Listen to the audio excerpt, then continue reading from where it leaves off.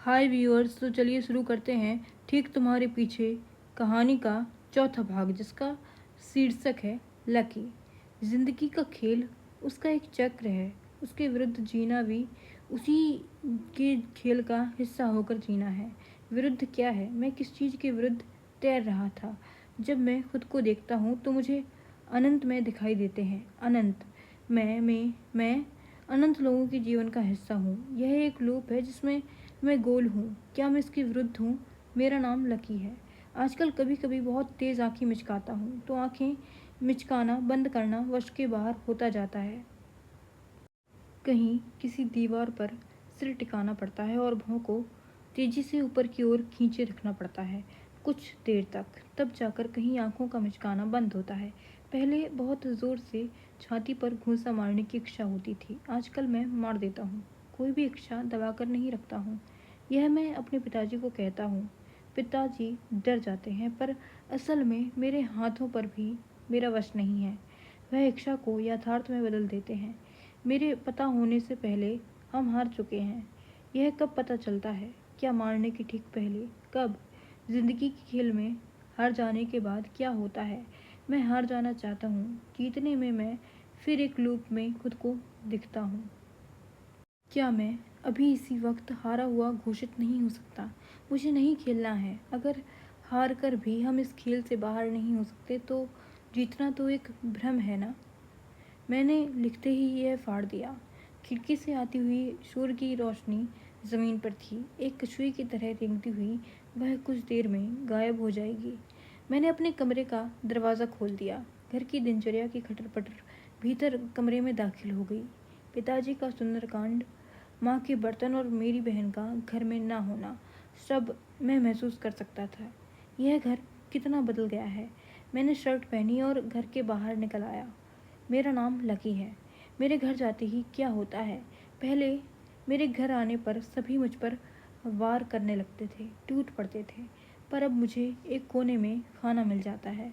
माँ टीवी में इतनी व्यस्त दिखती है कि उन्हें हमारा चेहरा देखने की फुर्सत ही नहीं मिलती। जब टीवी बंद होता है तब तक मैं खुद को अपने कमरे में बंद कर चुका होता हूँ। अक्सर सोने के पहले मैं अपने हाथों की रेखाएं टटोलता हूँ। मेरे हाथ में एक तिल उग आया है। मेरे पिताजी की ज्योतिष की दुकान है। मैंने उस तिल का मतलब पिताजी से पूछा तो वह कहने लगे कि जब मुट्ठी बंद करो तो तिल मुट्ठी के भीतर बंद होना चाहिए। तुम्हारा तिल मुट्ठी के बाहर रह जाता है, सो किसी काम का नहीं है। मेरा नाम लकी है। पिताजी ने कभी मेरा हाथ नहीं देखा। मेरे पैदा होने पर उन्होंने मेरी कुंडली बनाई होगी। उनका सालों तक मुझसे बहस करना शायद उस कुंडली के विरुद्ध उनका तैरने जैसा होगा। मैं उस दिन से डर गया हूँ जिस दिन से उन्होंने मुझे कुछ भी कहना बंद कर दिया है। वह चुप हो गए। माँ एक दिन टीवी भूली थी जब पिताजी ने उनसे कहा था कि लकी पर काल सर्प योग है। माँ मुझे पूरी रात मनाती रही, जैसे उन्हें मेरे इस तरह होने के पीछे का कारण मिल गया हो। अंत में मैं मान गया। अगले ही दिन सुबह सुबह पिताजी और मैं नासिक चले गए। बस में बैठे बैठे मैंने उनसे पूछा, मेरी कुंडली में क्या लिखा है? बस जब रुकेगी तो कुछ खाने को ले आना, पिताजी ने जवाब दिया। मेरा नाम लकी आपने कुंडली को देखकर रखा था क्या? ज़्यादा पानी मत पीना, टॉयलेट के लिए यहाँ बार बार बस नहीं रुकेगी। हम दोनों फिर चुप रहे। जब बस रुकी तो मैं उनके लिए कुछ खाने को ले आया। वह कहने लगे, खाने को क्यों लाए? मैंने नहीं मंगाया था। और तुम भी कुछ मत खाओ, पूजा से पहले अन्न ग्रहण नहीं कर सकते। जब हम वहाँ पहुँचे तो भीड़ थी। मेरे जैसे कई लोग थे। मैं उन लोगों के चेहरे देखता रहा। मेरी इच्छा थी कि किसी की आंखों में मैं खुद को देख सकूं, पर उस भीड़ में सब खोए हुए से थे। हम रात को धर्मशाला में रुके। पिताजी से मिलने उनके बहुत से पंडित दोस्त आए। मैं उनमें से कुछ लोगों को जानता था। वह हमारे घर आ चुके थे। पिताजी का ज्योतिष का व्यापार बहुत अच्छा चल निकला था। उनके कुछ दोस्तों ने मेरे लिए कुछ अंगूठियाँ सुझाईं, पर अब मेरी उंगलियों में जगह ही नहीं थी।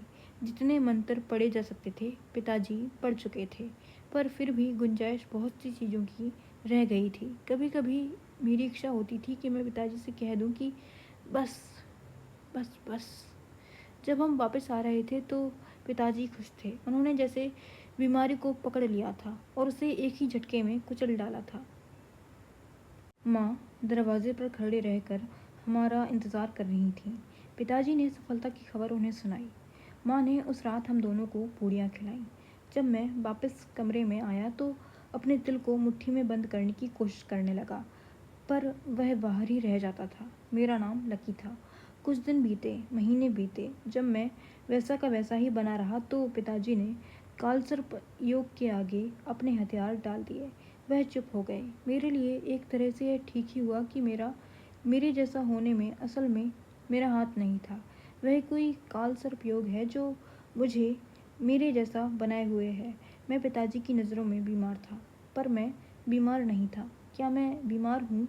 क्या यूं ही जीते रहना बीमारी है? बिना किसी ध्येय के, बिना किसी कारण के जिए जाना। बचपन में जब कोई मुझसे यह सवाल पूछता था कि तुम बड़े होकर क्या बनना चाहते हो, तो मैं अपने दांत भींच लेता था, जीभ को अपने मूल की तरफ ले जाने की कोशिश करता था। मैं लिखता हूँ, छोटी कहानियाँ लिखना मुझे बहुत पसंद है। मैं लिखता हूँ, कुछ कहानियाँ छपी भी हैं, बहुत सी कहानियाँ छपने को दी हैं। पर मेरी माँ ने एक बार टीवी देखते हुए पूछा था, तू असल में करना क्या चाहता है? मैंने जवाब दिया था, मैं जो कुछ करना चाहता हूँ वह कर रहा हूँ। कुछ करता दिखता तो नहीं है। आपने मुझे लिखते हुए देखा है ना?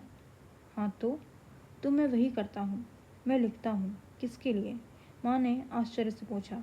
जो भी पढ़ेगा उसके लिए। तो क्या तू और कुछ भी नहीं करेगा? इसमें और कुछ की गुंजाइश नहीं है माँ। अरे कम से कम पिताजी की दुकान पर ही बैठ जाया कर, उनके काम में ही हाथ बटा दे। मैं चुप रहा। कुछ देर में माँ ने कालसर्प योग को कुछ गालियाँ निकाली और फिर अपने धारावाहिकों में उलझ कर रह गई। हमेशा देर हो जाती थी। अपने आप को लगातार सिद्ध करने की दौड़ में हमेशा देर हो जाती थी। मेरी एक बहन थी जिसने एक मुसलमान से शादी कर ली थी, सो उसे पिताजी ने अपने घर से बेदखल कर दिया था। मैं उसे अपने जीवन से अलग नहीं कर सका। जब तक वह हमारे साथ रहती थी, बिल्कुल घर वालों की तरह व्यवहार करती थी, पर बेदखल होते ही वह मेरे करीब आ गई। वह मुझे समझने लगी, ऐसा मुझे लगता है। मैं उसके साथ बहुत ठीक महसूस करता हूँ। जिससे उसकी शादी हुई है वह बहुत ज़हीन आदमी है, पर मेरी बहन की सास बहुत कट्टर है।